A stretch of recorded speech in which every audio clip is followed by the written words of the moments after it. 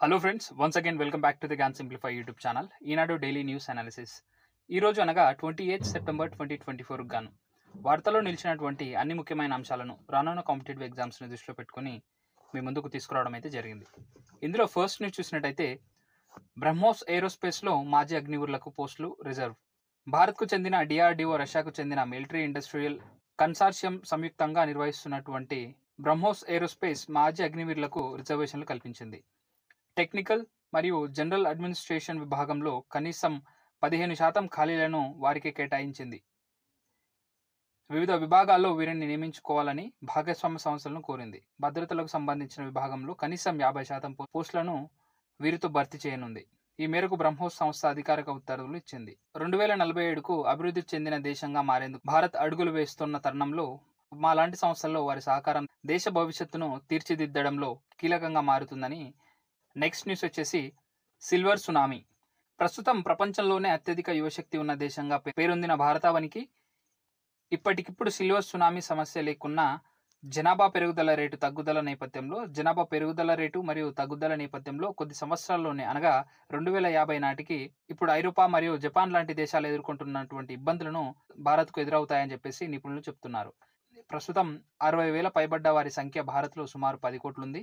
మరియు 2050 నాటికి ఇది కాస్త 24 కోట్లకు చేరుకుంటుందని చెప్పడం అయితే జరిగింది. సిల్వర్ సునామీకి కారణాలుగా ఏం చెప్పుకుంటామంటే ఆరోగ్య వైద్య రంగంలో పరిశోధనల కారణంగా జీవన ప్రమాణాలు పెరగడం. భారత్లోనే చూస్తే 1960లో 41 సంవత్సరాలున్న సగటు ఆయుర్దాయం ఇప్పుడు 70కి చేరుకుంది. అభివృద్ధి చెందిన అనేక దేశాల్లో ఈ సంఖ్య 80 దాటింది. మరొకటి సంతాన సాఫల్య సామర్థ్యం తగ్గిపోవడం.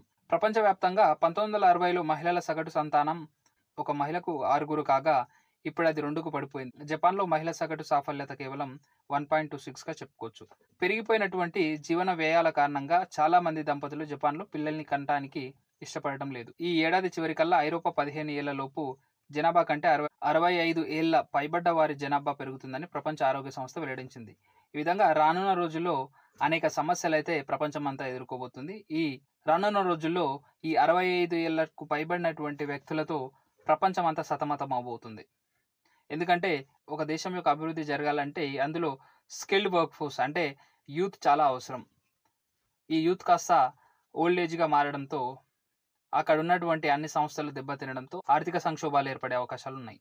నెక్స్ట్ న్యూస్ చూసినట్టయితే మేము భారత్కు వ్యతిరేకం కాదంటున్న మాల్దీవ్స్ ప్రెసిడెంట్ మహమ్మద్ మొయిజు భారత్ వ్యతిరేక ఎజెండాను తాము ఎన్నడూ అనుసరించలేదని మాల్దీవుల అధ్యక్షుడు మహమ్మద్ మొయిజు పేర్కొన్నాడు. 79వ ఐక్యరాజ్య సమితి జనరల్ అసెంబ్లీ సమావేశాల్లో పాల్గొనేందుకు అమెరికా వచ్చిన ఆయన ఓ కార్యక్రమంలో మాట్లాడుతూ ఏ దేశానికి మేము వ్యతిరేకం కాదు, ఇండియా అవుట్ విధానం మేము ఎప్పుడు అనుసరించలేదు, విదేశీ సైన్యం మా భూభాగంలో ఉండటంతో మేము తీవ్ర సమస్యలను ఎదుర్కొంటున్నామని తెలిపారు.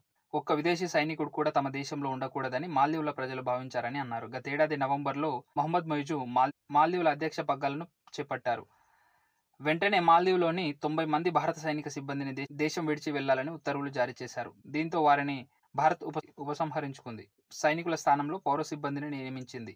ఈ సంఘటన అనేది రెండు దేశాల సంబంధాలపై ప్రభావం చూపింది. ఇదిలా ఉండగా అక్టోబర్ 7 మరియు 9 తేదీల్లో మహమ్మద్ మొయిజు భారత్లో పర్యటించనున్నట్లు ఆ దేశ అధికార వర్గాలు వెల్లడించాయి. 15న మోదీ భారత్ అధికారులతో మొయిజు చర్చలు జరపనున్నారని ఆ వర్గాలు పేర్కొన్నాయి. నెక్స్ట్ న్యూస్ చూసినట్టయితే అమెరికాలో తుపాకుల కట్టడికి కొత్త చట్టం. అమెరికాలో నానాటికి పెరుగుతున్నటువంటి తుపాకుల సంస్కృతిని అరికట్టడానికి అధ్యక్షుడు జో బైడెన్ కొత్త చట్టంపై సంతకం చేశారు. మరో 2 నెలల్లో అధ్యక్ష పదవి నుండి వైదొలుగుతున్న తరుణంలో బైడెన్ ఈ బిల్లుపై సంతకాలు చేయడం గమనార్హం. అమెరికాలో వ్యాధులు, ప్రమాదాలతో చనిపోతున్న చిన్నారుల కంటే తుపాకుల కారణంగా నమోదవుతున్న మరణాల సంఖ్య ఎక్కువగా ఉందని ఈ విధంగా అమెరికాలో ఈ చట్టం తీసుకురావడం అయితే జరిగింది.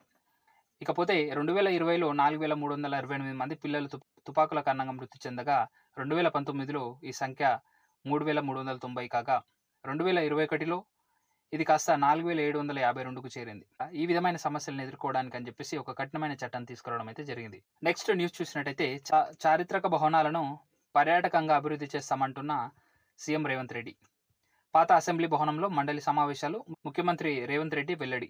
మెట్ల బావులను తీర్చిదిద్దేందుకు సిఐఐతో పర్యాటక శాఖ ఒప్పందం. సాలార్జంగ్ మరియు అమ్మపల్లి బావులను పునరుద్ధరించనున్న భారత్ బయోటెక్. నెక్స్ట్ న్యూస్ చూసినట్టయితే భద్రతా మండలిలో భారత్ ఉండాల్సిందే అంటున్నటువంటి బ్రిటన్. ఐక్యరాజ్య సమితి భద్రతా మండలిలో భారత శాశ్వత సభ్యత్వానికి బ్రిటన్ మద్దతు పలికింది. ఐక్యరాజ్య సమితి సర్వప్రతినిధి సభ 79వ సదస్సులో బ్రిటన్ ప్రధాని స్టార్మర్ మాట్లాడుతూ భారత్, బ్రెజిల్, జపాన్ మరియు జర్మనీలు శాశ్వత సభ్య దేశాలుగా భద్రతా మండలిలో ఉండాలి మరియు అదేవిధంగా ఆఫ్రికా నుంచి 2 దేశాలకు ప్రాతినిధ్యం కల్పించాలి, భద్రతా మండలిని మరింత పటిష్టం చేయాలి, అందులో భాగంగా శాశ్వత సభ్య దేశాల సంఖ్యను పెంచాలి అని అన్నారు. సో ఇకపోతే నిన్నటి న్యూస్లో చూసుకున్నట్టయితే ఫ్రాన్స్ కూడా ఇదే విధమైనటువంటి సపోర్ట్ ఇండియా మరియు అదేవిధంగా G4లో ఉన్నటువంటి 4 దేశాలకు మద్దతు ఇవ్వడం అయితే జరిగింది. చూడాలి మరి రానున్న రోజుల్లో ఈ 4 దేశాలకు భద్రతా మండలిలో పర్మనెంట్ సీట్ వస్తుందా లేదా. నెక్స్ట్ న్యూస్ చూసినట్టయితే పాక్ నుంచి యుద్ధ విమానాలను కొనుగోలు చేసినటువంటి అజర్బైజాన్ పాకిస్తాన్ నుంచి దాదాపు 1.6 బిలియన్తో JF-17 బ్లాక్ 3 యుద్ధ విమానాలను అజర్బైజాన్ కొనుగోలు చేసింది. ఈ విమానాలను హైదర్ అలియేవ్ అంతర్జాతీయ విమానాశ్రయంలో బుధవారం అజర్బైజాన్ అధ్యక్షుడు ఇల్హాం అలియేవ్ ఆవిష్కరించారు. ఈ కార్యక్రమంలో మాట్లాడుతూ ఇరు దేశాల మధ్య కుదిరిన ఒప్పందాన్ని కొనియాడారు. పాకిస్తాన్, అజర్బైజాన్ మధ్య ఉన్న స్నేహాన్ని మరింత బలోపేతం చేయడంలో ఈ ఒప్పందం ఎంతో కీలకమైంది. ఇరు దేశాల సన్నిహిత రక్షణ సహకారాన్ని ఇది పెంపొందిస్తుందని ఆయన పేర్కొన్నారు. ఈ యుద్ధ విమానాలను పాకిస్తాన్ నుంచి ఇప్పటికే మయన్మార్, నైజీరియాలు కొనుగోలు చేశాయి. JF-17ను ఇరాక్ సైతం కొనుగోలు చేయనుందని అనుమానాలు చాలా కాలం నుంచి వ్యక్తమవుతున్నాయి.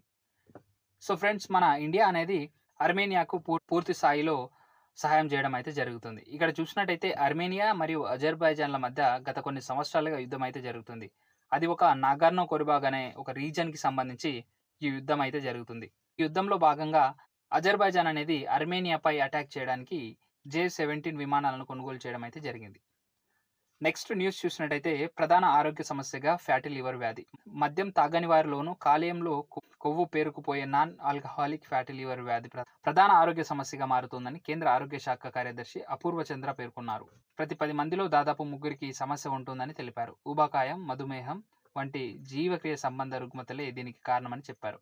శుక్రవారం ఆయన NAFLDకి సంబంధించిన మరియు సవరించిన మార్గదర్శకాలను విడుదల చేశారు.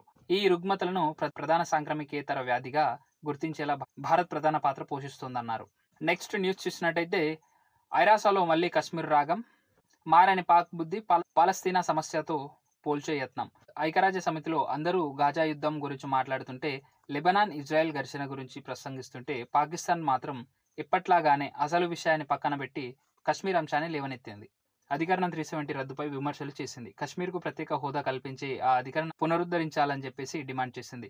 శుక్రవారం 79వ ఐక్యరాజ్య సమితి సర్వప్రతినిధి సభ సదస్సులో పాక్ ప్రధాని షహబాజ్ షరీఫ్ ప్రసంగించారు. ఇకపోతే ఎర్దగాన్ నోట వినిపించని కశ్మీర్ మాట. మరోవైపు ఐక్యరాజ్య సమితి సమావేశాల్లో ఎప్పుడూ కశ్మీర్ అంశాన్ని లేవనెత్తే తుర్కీ ఈసారి మౌనం వహించింది. 35 నిమిషాల ప్రసంగంలో తుర్కీ అధ్యక్షుడు గాజాలోని మానవ సంక్షోభంపైనే ప్రత్యేక దృష్టి పెట్టారు. ఇజ్రాయెల్పై ధ్వజమెత్తారు. ఎక్కడ కశ్మీర్ అంశాన్ని ప్రస్తావించలేదు. త్వరలో బ్రిక్స్ సమావేశాలు జరగనున్న నేపథ్యంలో ఎర్దోగాన్ కశ్మీర్ అంశంపై మౌనం వహించినట్లు తెలుస్తోంది. బ్రిక్స్ వ్యవస్థాపక దేశాల్లో భారత్ ఒకటి. నెక్స్ట్ చూసినట్టయితే కొన్ని కరెంట్ అఫైర్స్ క్వశ్చన్ చూసుకుందాం. ఏ దేశ నూతన ప్రధానమంత్రిగా మహమ్మద్ ఘాజీ జలాలి ఎన్నికయ్యారు? రైట్ ఆన్సర్ వచ్చేసి సిరియా. నెక్స్ట్, న్యాయమూర్తుల నియామకం బదులు ఎన్నుకునే పద్ధతిని ప్రవేశపెట్టిన తొలి దేశంగా ఏది నిలిచింది? అది మెక్సికో. కుష్టి వ్యాధిని నిర్మూలించిన తొలి దేశంగా ఏ దేశాన్ని WHO ప్రకటించింది? జోర్డాన్. ఏషియన్ డెవలప్మెంట్ బ్యాంక్ సహాయంతో ఏ రాష్ట్రంలో 12 నగరాలకు తాగునీటి సదుపాయం కల్పించడానికి ముఖ్యమంత్రి నగర్ ఉన్నియాన్ ప్రకల్ప్ ప్రాజెక్టును ప్రారంభించారు? అది త్రిపురలో. పూణే విమానాశ్రయం యొక్క కొత్త పేరు ఏమిటి? సంత్ తుకారాం విమానాశ్రయం. నెక్స్ట్ వచ్చేసి ఏ రాష్ట్రంలోని 21 నుంచి 60 సంవత్సరాల మధ్య వయసు ఉన్న మహిళలకు ఏటా 10,000 ఇచ్చే సుభద్ర యోజన పథకాన్ని 2024 సెప్టెంబర్ 17న మోడీ ప్రారంభించారు. అది వచ్చేసి ఒడిశా అనే రాష్ట్రంలో. నెక్స్ట్ చూస్తే ఏ దేశ శాస్త్రవేత్తల బృందం ఇటీవల మాల్ అనే కొత్త బ్లడ్ గ్రూప్ను కనిపెట్టింది? అది ఇంగ్లాండ్ దేశం. ఇటీవల క్వాడ్ శిఖరాగ్ర సదస్సు అమెరికాలోని డెలవేరాలో జరిగింది. 2025లో ఈ సదస్సు ఏ దేశంలో జరగనుంది? ఇక్కడ చూసినట్టయితే మన ఇండియాలోనే ఈ 5వ క్వాడ్ శిఖరాగ్ర సదస్సు జరగనుంది. నెక్స్ట్ చూసినట్టయితే ట్రామ్ 2 బోగిలతో రోడ్డుపై నడిచే రైలు బండి రవాణా సదుపాయాన్ని కోల్కతాలో నిలిపివేయనున్నట్లు ఆ రాష్ట్ర రవాణా శాఖ మంత్రి స్నేహాశిష్ చక్రవర్తి ఇటీవల ప్రకటించారు. అయితే ట్రామ్ సర్వీస్ ఎప్పుడు ప్రారంభమైంది? ఇది 1873 ఫిబ్రవరి 24లో ఈ సర్వీసులు ప్రారంభమవడం అయితే జరిగింది. నెక్స్ట్ చూసినట్టయితే రైతులకు మరియు చిన్న పారిశ్రామికవేత్తలకు ఆర్థిక సాయం అందించడానికి బానాఖై హ్యాండ్ హోల్డింగ్ పథకాన్ని ప్రారంభించిన రాష్ట్రం మిజోరాం. ఫ్రెండ్స్, మీకు ఈ వీడియో ఇన్ఫర్మేటివ్గా అనిపిస్తే please do like the video and share the video with your friends. అదేవిధంగా ఫర్దర్ మీకు ఇలాంటి ఎడ్యుకేషనల్ కంటెంట్ వీడియోస్ కావాలనుకుంటే please subscribe my channel and hit the bell icon button. Thank you.